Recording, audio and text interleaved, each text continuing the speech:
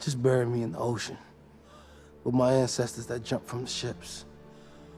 Because they knew death was better than bondage.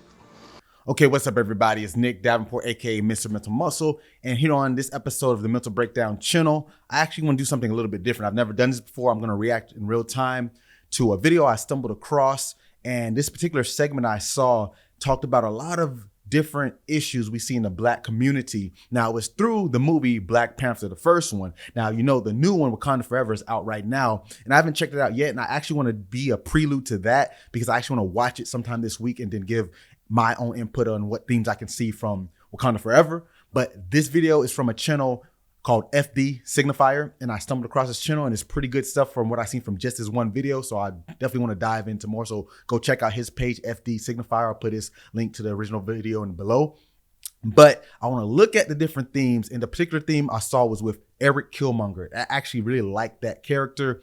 If you're not familiar with the movie, he was the villain of Black Panther, and T'Challa, the late great Chadwick Boseman's character, Black Panther, was his cousin, and they basically had this opposing views, and something we see a lot in the Black community. Also, it was great symbolism and representation of what we experience as African Americans, and even with our family abroad, our distant descendants from the past, from the African continent, because obviously all Black people would originate from Africa. So it just demonstrates a lot of different themes that I really liked, and let's look at it. We're gonna do this in real time, so hope you guys enjoy, and let's get into it.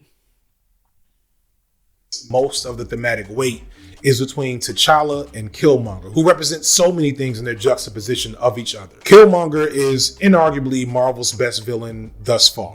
I agree with he that. is Black pain and trauma personified. Don't trip. I'm gonna take it off your hands for you.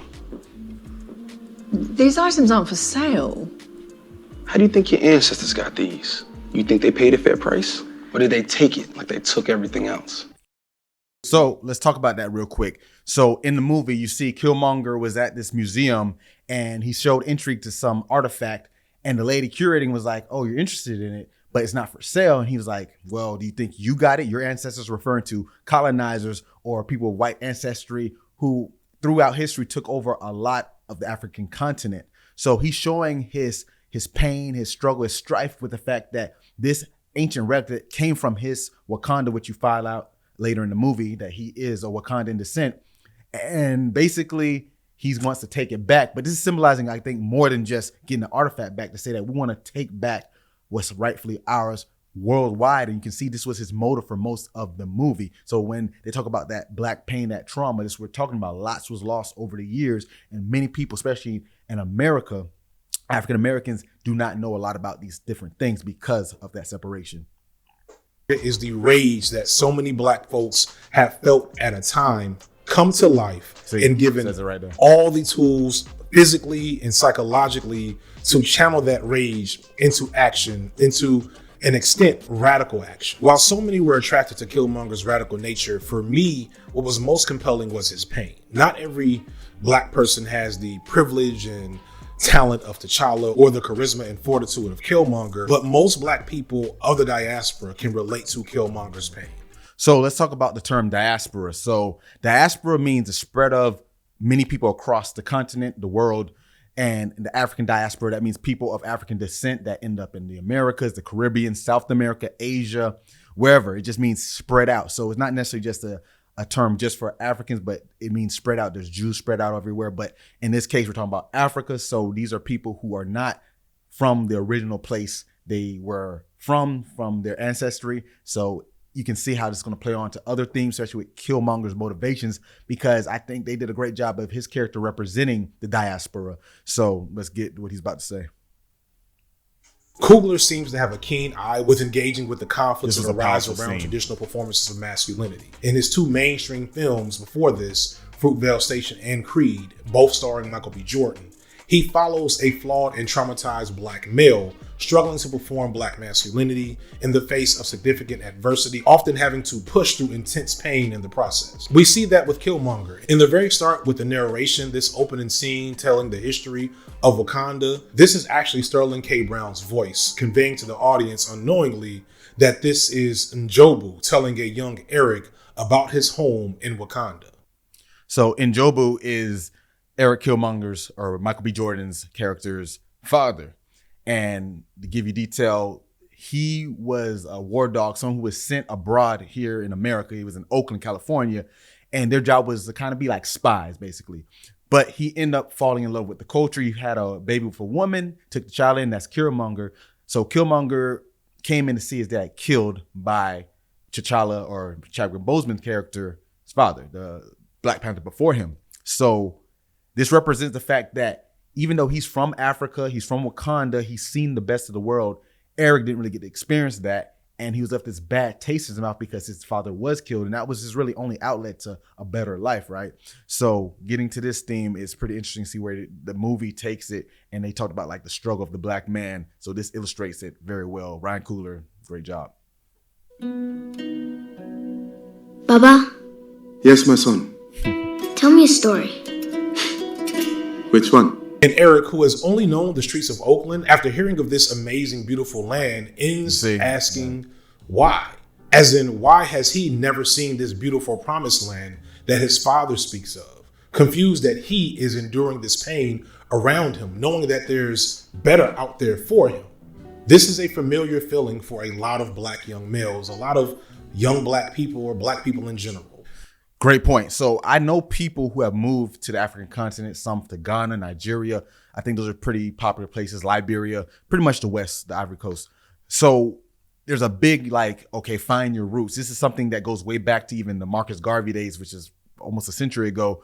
So this narrative is there's a better place in Africa. That's where we truly belong. But that gap and that discrepancy of what we experience as African Americans and what actually happens on the African continent is one of those things that we long for it, but how do we truly connect if we never seen it? And at this point, Killmonger has only heard stories about it, and it sounds great and grand. But then, like I said, his world got distraught when he found out that this was where he should have been, his rightful place, but he never really got to experience it. And this is kind of the angst I think a lot of African Americans here, we experience it because we understand that our history was skewed because of slave trade and all other atrocities that's happened between the late 1400s to even right now. So basically, you can't really call here home, even though you were born and raised, so you spent your whole life. I'm 34, I've been here my whole life, and I've never been to the continent of Africa, but I would love to go. But at the same time, you're told this is where you're supposed to be. But how do you really make that home if you've never truly been there? We see Killmonger 2 more times as a child. First, when he runs to discover the body of his dead father, now being made an orphan. And then again, in probably the most powerful scene, the moment where I think every Black person in the theater realized that, like, oh shit, this is not just a Marvel movie, which is when he goes into the ancestral plane. Really went deep. The juxtaposition of the differences in the ancestral planes is very important and overt.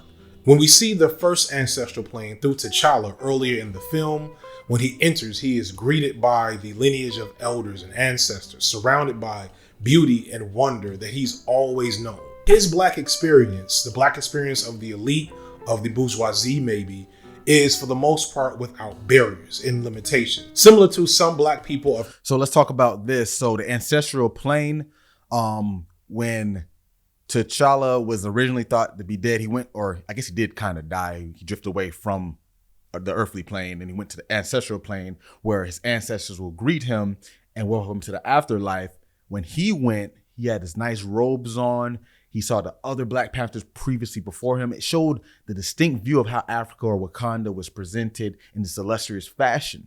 So he's going to get into that as far as it refers to how T'Challa saw it as opposed to how Eric saw it. And when he mentions like the bourgeoisie, if you think in different aspects of African history abroad in the diaspora, let's say a perfect example might be Haiti. They were the first country to free themselves from slavery. They fought against the French who owned Haiti for that time period, and they overtook it in 1804. I forget, May 18th, I believe, is Haitian Flag Day or the Revolution. But basically, they revolted and they wanted their freedom. They beat the French. And Napoleon was the one in charge. So, you know, Napoleon is a big deal in French history. So to overcome that, that's huge. But the problem was the class differences, the bourgeoisie. These were the higher up Black people in the Haitian island.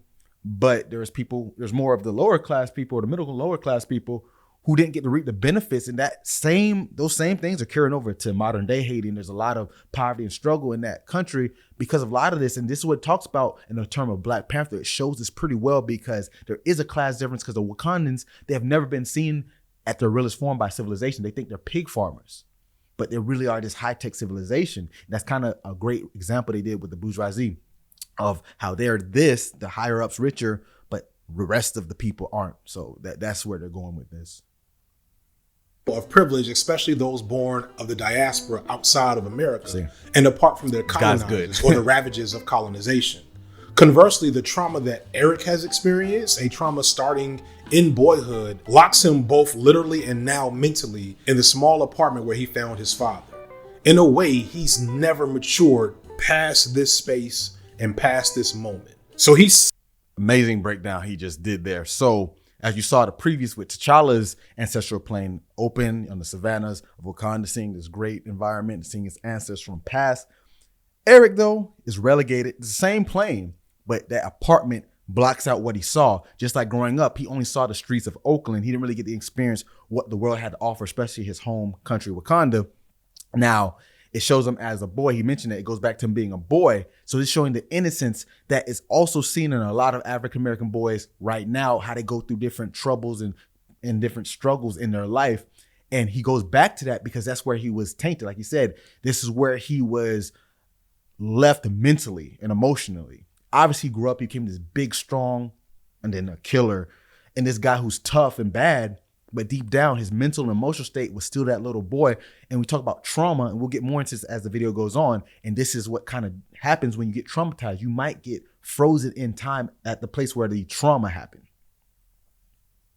So he's sitting there, literally surrounded by the beauty that is his birthright, the beauty of the ancestral plane, the connection that he has to all the other people that look like him, that share that Pan-African destiny. And he can't even see it. The only thing he can see is where his trauma how it is in the America. best he's got is this one window, and he doesn't even bother to look. A lot of studies on Black children growing up in poverty showed them to experience symptoms of post-traumatic stress disorder or PTSD on par or greater than adults who have served in literal war zones. Think about that. PTSD. When you think of PTSD, it's usually war, sexual assault, SA, or a disaster, something like that. And these are not good things to endure.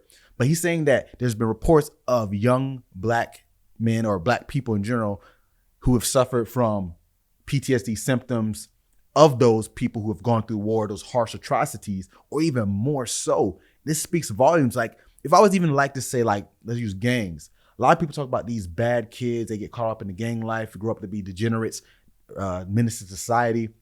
But you really think they're in a war zone too. And these same symptoms of PTSD and all that, they're going through those. And you think about, we'll get more into, I guess I'll break it down a little more of what PTSD includes. But it's like, if they have those same symptoms, why don't we ever look at it as a mental health crisis? We just see it as a crime problem. Yes, they're committing crimes, but there's a catalyst that led to it. I always say, you worry about the bomb, but you don't think about who pressed the detonator. That's what's going to make the difference. So he's really on the money with this good stuff.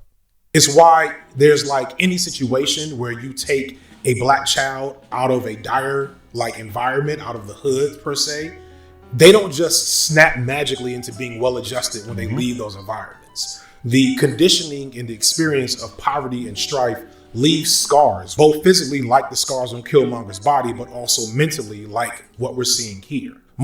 And that's perfect. So going to the symptoms. So when someone suffers from a traumatic, stressful event that could lead to having PTSD or PTSD symptoms, they're usually going to have flashbacks to what happened originally. They're going to have nightmares. They're going to have reoccurring visions and images that may not really be in the moment, obviously, but sometimes it is in the moment. Something can trigger them and make their physiological response, heart rate, breathing, your blood vessels constricting, that fight or flight. That's why it's called post-stress. And the stress response is fight or flight. They're basically living in this fight or flight state almost permanently.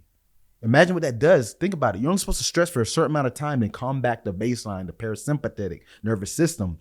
But these people are staying in that state, and that's the physical side. The psychological side could be even worse because there's no really limitation. Physical response can only haunt you so much. Eventually, your body does have to come to some baseline, but mentally, it can stay there almost permanently, and it's always in your head, and this is where you get stuck. So the consequences after the PTSD, that's what really the implications come to. How does this affect your daily life then on from the trauma? And that's what we're going to see with Eric, how he handles it. Most heartbreakingly is the way that Killmonger engages with and rejects empathy, love, and humanity in this moment when it's offered to him. He's sitting with his father, starting out as a child, and his father is expressing regret to him at how his decisions have led him here, all the things that he's had to do to get to this point, realizing that in his own Ghost Revolution, that he failed his child. Njobu hints at reconciliation and gestures at a moment of sharing love with his son, and he rejects it. The whole time up until this point, when they're talking to Killmonger, they cut back and forth. So yeah, he's about to say it. So Njobu vented like, I failed you, my son. Like, I should have told you, I should have gotten you reconnected. And he feels this disconnect because he loves his father. You can see it on Michael B. Jordan's face. Like, he lost his dad. That was his best friend. That was someone, that's all he had. And he lost him. So he has that hurt. You can see it in his eyes.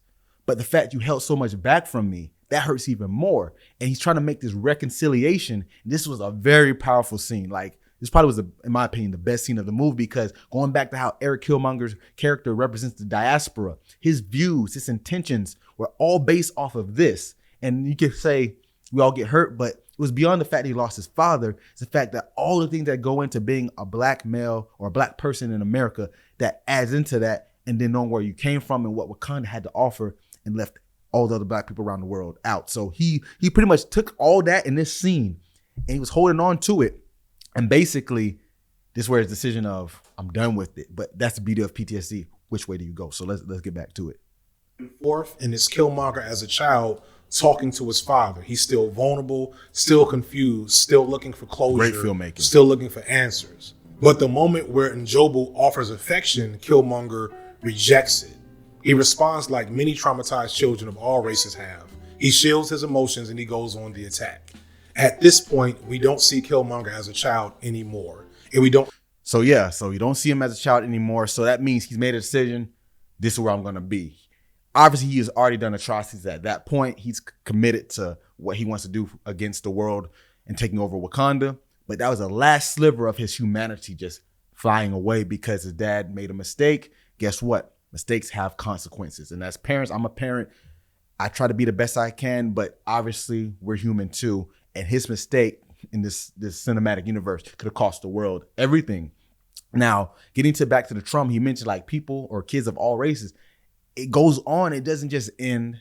And their next step is, how do they identify in the world after? And in this case, he became a villain. So obviously people don't become megalomaniacs and villains in real life, but they do become higher rates of crime, sexual promiscuity, things of that nature. And that can be shown in this aspect that they become some type of villain because what inside of them, they lost that little bit of humanity. And the thing is, they are humans and they might not see it because of what they've been through.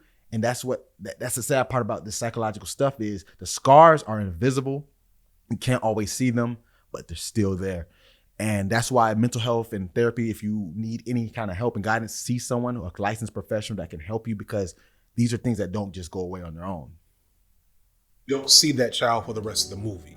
In a weird way, this was kind of closure. It was him closing off whatever parts of humanity he had left so he could do his plan. So about that plan, the biggest conflict that most people have with Killmonger is found in the issues of his revolutionary politics in the face of T'Challa, or to a greater extent. So I'm going to wrap the video with this. So I think after this, he goes on to talking about the more deeper concepts of the movie. But this scene, this clip he covered was powerful. FD Signifier, go check out his channel. He did a great job. This is a video essay, so that's about an hour and 20 minutes. So it's a lot longer than this video, but I love what he was talking about. And it just goes back to the main point that the black culture, especially in America, and that's what this movie symbolizes so well. And I think a lot of people did not get that, whether you're black, white, Hispanic, whatever, that this movie had so much deeper meanings, especially when you talk about the diaspora. There's so many black people walking around lost that don't understand where they came from, not because they don't research or read or study. It's the fact that where do you start looking? I can use myself as an example. I have on my father's side, I can maybe go back to the early 1920s. And then on my mom's side, maybe to the late 1800s, like the 1880s, 1890s. After that, early 1920s and then 1880s on my mom's side, I really don't know what goes beyond. And a lot of families, you don't have to have 23andMe or DNA tests or ancestry tests to know all this. They can say, oh, your great grandfather came from Italy or Spain or England. And some people go back to the founding of this country. But for African Americans specifically, we don't really have that. Even in island culture, they have some of that diaspora because obviously they didn't originally come from the Caribbean or South America. But there's much more identity you notice, and I personally notice, I should say, when it comes to that. And overall, this movie did a great job. So that's why I'm curious to see Wakanda Forever. So like I said, this will be part 1. Part 2, I'll be looking at the themes of Wakanda Forever and what we can take and break down off of that. So thanks, guys, for tuning in to something different. If you like this style, let me know. I had fun doing this. It's very good breakdown by FD Signifier. Make sure follow him, subscribe, and all that good stuff too. And I'll see you guys later. And thanks as always. Get your mind right.